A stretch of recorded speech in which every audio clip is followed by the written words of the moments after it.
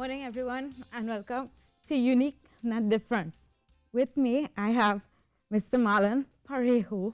Did I pronounce that correct? Yes, you did. I literally just asked him how to pronounce his surname. I think I sent a picture. When they posted up, you guys would see Mr. Parieaho and his family. Mr. Parieaho got blind during the course of his life, and since then, he did not let that stop him. Mr. Parieaho is attached to the Crime and Investigative Unit. Organized Crime and Intelligence Unit. Organized Crime and Intelligence Unit, and he was or is a criminal analyst. I'm still a criminal analyst, yes. Oh, wow. Okay, so let's get started. And when the picture is available, can you all please just show it, and I'll come back to the picture. Mr. Parieaho, happy belated Father's Day. Thank you. Did you enjoy it? Yes, I did. I enjoyed the customary socks and underwear that comes with Father's Day, yes. Okay. And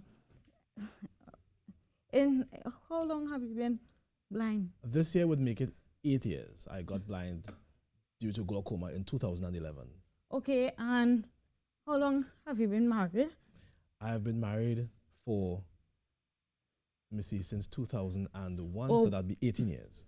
Your wife might have said, I had to think about that. Well, So the reason why I ask is because you got blind during the course of a marriage. yes. You had kids then? Yes. Yeah. Yes, it is possible to have kids while blind, yes. No. I mean prior to getting Yes, blind. I had one daughter before I went blind, and the other two, I have no idea what they look like. Right, and I have a question coming up. That Right. in terms of transitioning your family life, your daughter, Mm-hmm. if she had the knowledge then or the sense to know, okay, my daddy could see, and now my daddy can't see. How was that transition like within the family unit? Well, the transition would be difficult because something like a disability, it's a problem with families who do not have the information. I always tell persons, whilst blindness is a problem, it's not the problem. Right. The problem is ignorance. Right. So if you as the person with the disability does not know, and your family do not know, that's a whole big pile of don't know. Exactly. And then you'll have problems eventually. So I Yeah. had to learn a lot of things, and then my family had to learn a lot of things as well. So my first daughter, Mhm. she knew me seeing up until I think the age of 6. Oh. And then after that I went blind, and it was harder for her than the other two. Right. As far as my other two children are concerned, know you that's a blind. quote unquote Yeah. normal. Yeah. So yeah, they don't see, the other two don't, well, none of them see me as a blind person. They just see me as daddy, period. Of course. Yes, Yeah. And your wife, was it difficult? Of course, for it her? would have been difficult. Right. Sometimes I am afraid to walk up the street with my wife because she's always set like a snake Yeah. for people looking at me a particular way. Yeah. And I have to try to understand that, listen, although I'm walking down the street and I don't know when people are looking at me or pointing or anything like that, Yeah. she is the one seeing it. So I have to understand it from her perspective. It is. I think it's a natural instinct that Yes. your loved one tend to be more, I wouldn't say vicious, but sensitive more than you. When people, stare, Of or course. they tend to be, and you have to be like, no, calm down, Yes. calm yes. down, Quick to fight, yes. Right, and I mentioned that you are part of, the Police service. police service. Right. You worked there before. Yes. I'm still working there. Right. And in terms of transitioning back into that workforce, because it's commendable that you went back into that your specific task, because some people, a lot of persons with disability or who acquire that disability during the course of their life tend to be either they get fired Right. or demoted. Right. But you maintained your position. Yes. Can you explain in terms of the transition? Well, I was diagnosed with glaucoma on All Fool's Day in 2011.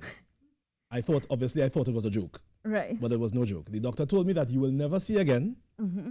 There's nothing that can be done. Mm-hmm. And here's some information about Blind Welfare Association of Trinidad and Tobago.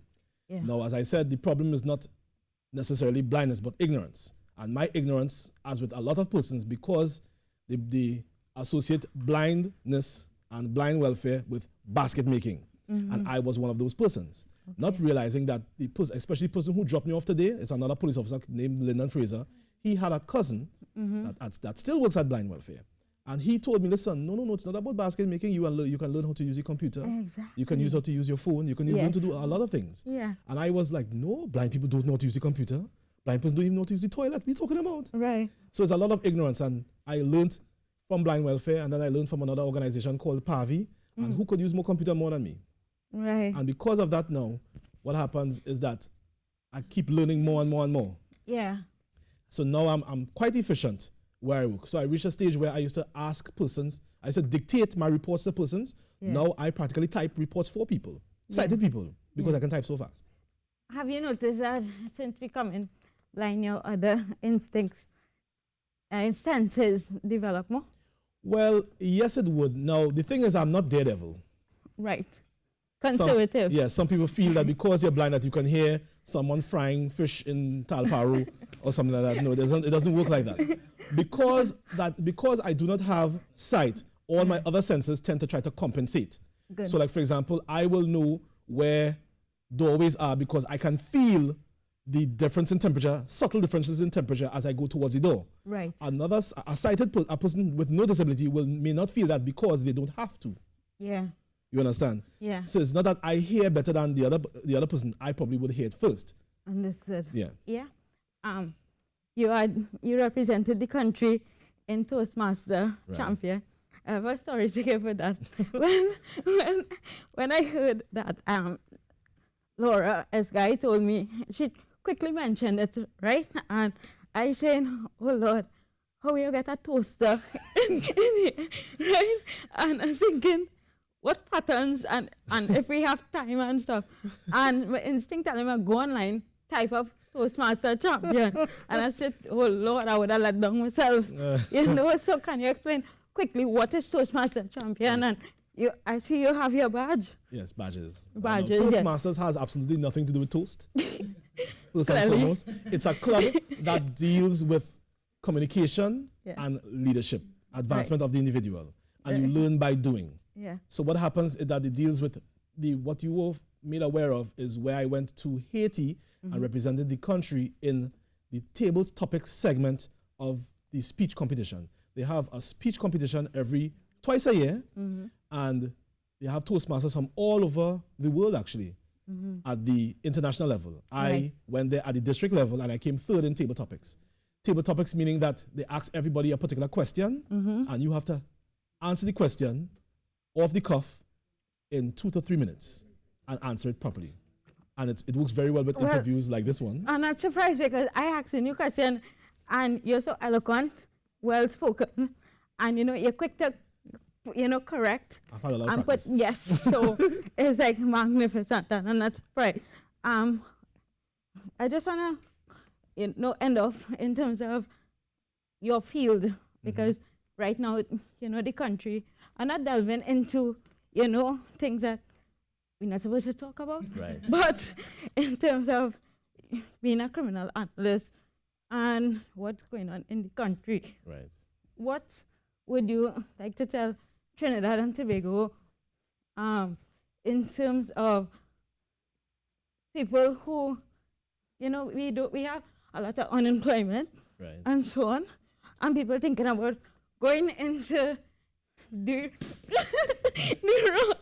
wrong things. This is a bad joke, sorry guys.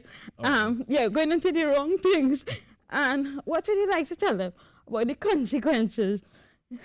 Well, basically what I would say is that you always play the hand that you're dealt. Right. And if you're playing, play to win. When I planned out my life, I said, there was no way I said, let me see, I'm going to marry by 20, I'm going to have my own house by 30, and by 31 I'm going to go blind. Right. That wasn't the plan. But it happened anyway. Yeah. But at the end of the day, it's up to you to decide which direction you want to go with your life. Yeah. I always tell persons again that when life gives you lemons, why settle for just lemonade? Yeah. What about lemon pie and lemon cake and lemon ice cream? Yeah. Because I want not just to cope in spite of my blindness. I want to excel in spite of my blindness and because of my blindness. I want to be in a position where that a person with a disability can do things Right. and it will be commonplace in Trinidad and Tobago. Right. And the same way how I can stick to it and learn and get things done is the same way someone who does not have a disability can do the same. Now, if there are persons who say, you can do anything you want if you just put your mind to it. Yes, that is a common. I am not saying that just like that. I am saying that because I'm a living testament of that. Yeah. You understand? If I can do it, remain in the Trinidad and Tobago Police Service And you because will. of the support that I had from both the Commissioner of Police and other supervisors, Yeah. and I can't see past my nose, Yeah. what is your excuse? Right. So with that, I want to say thank you so much.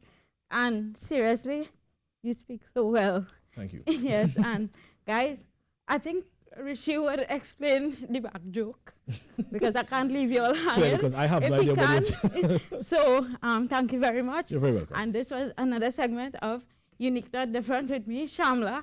Until next week, be good, do good. Bye, guys.